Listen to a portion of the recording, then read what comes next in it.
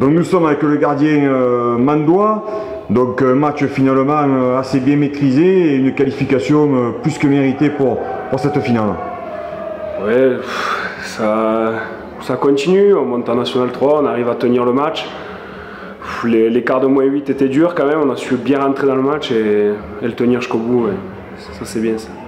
Alors finalement, on a eu presque une deuxième mi-temps plus serrée que la première, hein, puisque l'écart a été remonté au bout justement des 30 premières minutes, puis après ça a été serré, le premier quart d'heure de la deuxième mi-temps a été plus serré peut-être que prévu.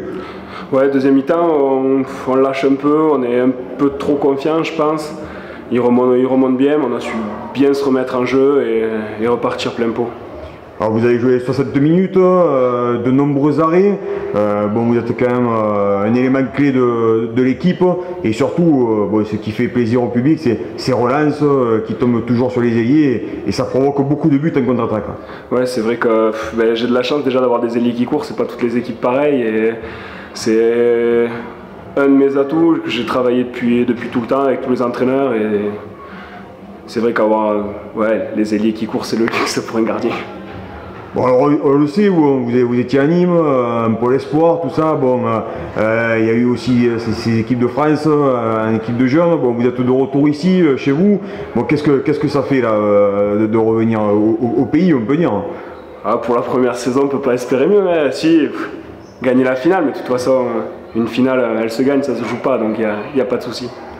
Pas ici peu de terrain, bon on ne le sait pas encore, mais un club que vous connaissez bien puisque vous avez lutté avec eux toute la saison pour cette première place, ça va se jouer sur quoi?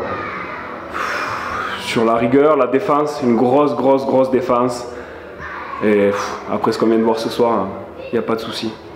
Alors, cette équipe de Grabel, il y avait eu joueur hors norme, hein, Franck Junillon qui est champion du monde, qui a joué avec toutes ces grandes équipes de France.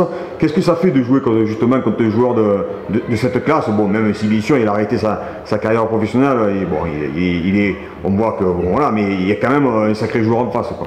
Ça motive, je pense que c'est beaucoup plus dur pour lui que pour nous. Nous au contraire, on est toujours poussé pour être meilleur que lui, le bloquer.